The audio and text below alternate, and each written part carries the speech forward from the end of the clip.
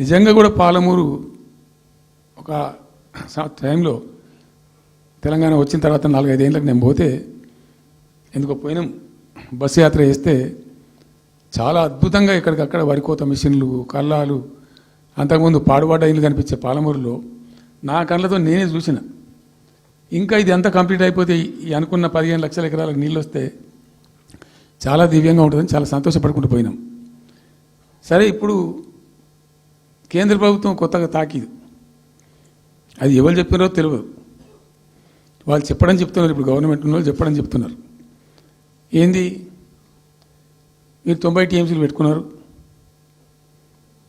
పాత గవర్నమెంట్ పంపించింది. ఒకటి డిపిఆర్ తిప్పి పంపించారు, దాని మీద సడి లేదు, సప్పుడు లేదు, లుల్లి లేదు, లూకాండం లేదు, తల ఊగుతున్నారు. ఎందుకు తల ఊగుతున్నారు? రాష్ట్ర ప్రయోజనాలు కాపాడడానికి లేకపోతే, రాష్ట్రానికి వచ్చిన నీళ్ళని కూడా కాపాడే స్థితి లేకపోతే ఇదేం దద్దమ్మ ప్రభుత్వం? ఇంత చేతగాని ప్రభుత్వం ఉంటే ఎట్లా? నోరు లేని ప్రభుత్వం ఉంటే ఎట్లా? పెద్ద నోరు పెట్టుకొని పెద్ద గడబడి చేయాలి కదా. ఒక 10 టీఎంసీలు పోతేనే ఒక్కొక్క రాష్ట్రం ఎక్కడ దాకా పోయి కొట్లాడతారు. ఇవాళ మొత్తం డిపిఆర్ఏ పంపించి ప్రాజెక్ట్ని ఆగం చేసే పరిస్థితి వస్తే సప్పుడు లేదు ఒకటి. రెండవది, ఇప్పుడేం చేసిండ్రు, ఇరిగేషన్ మంత్రి లెటర్ రాసిండు. వాడు చెప్పిండు, అది చెప్పిండా చెప్పలేదు భగవంతుని గారికి, 45 టీఎంసీలు ఇవ్వండి మాకు అనుమతి అని చెప్పి. ఎట్లా రాస్తావు నాకు అర్థం కాదు. నువ్వు ఏ ముఖం పెట్టుకొని రాస్తావు? ఇదో ప్రభుత్వమా? ఉన్నది ఉన్న వస్త్రానికి పోతే అనవసరం పోయింది అన్నట్టు ఉన్నది కూడా కొట్టుకుంటారు ఎవడన్నా? ఎవరై నీళ్ళు అవి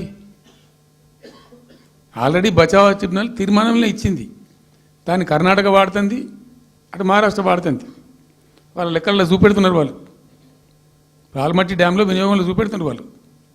మాకు వచ్చిన 21 టీఎంసీ మేము ఇక్కడ వాడుతున్నామని చెప్పి. ఆ 2 ఎగువ రాష్ట్రాలు వాడుతుంటే ఇక్కడ వచ్చి మనకు వచ్చినటువంటిది బాజాప్తా, అది కూడా ట్రిబ్యునలే కదా, బచావత్ కూడా ట్రిబ్యునలే కదా. ఆ ట్రిబ్యునల్ తీర్పు ద్వారా వచ్చిన 45 టీఎంసీలు నువ్వు ఎందుకు ఆపుతున్నావు ఇప్పుడు?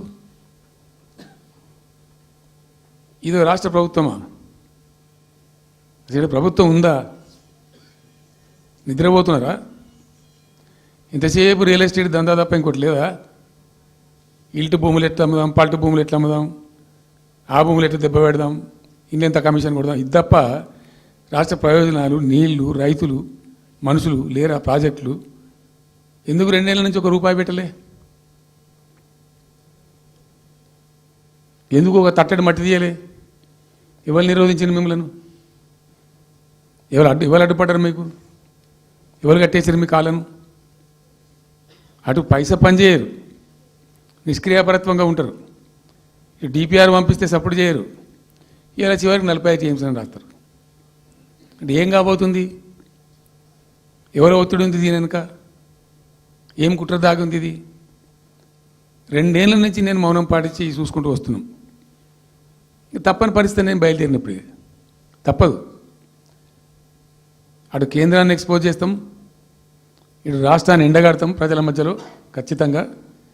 ఇలా మొత్తం విస్తారంగా మాట్లాడినాం, చర్చించినాం.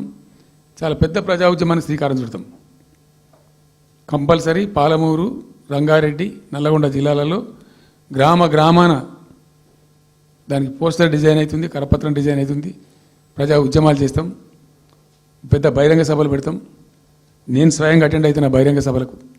ప్రజాక్షేత్రంలో ఈ ప్రభుత్వం యొక్క నిష్క్రియాపరత్వాన్ని ఎండగడతాం.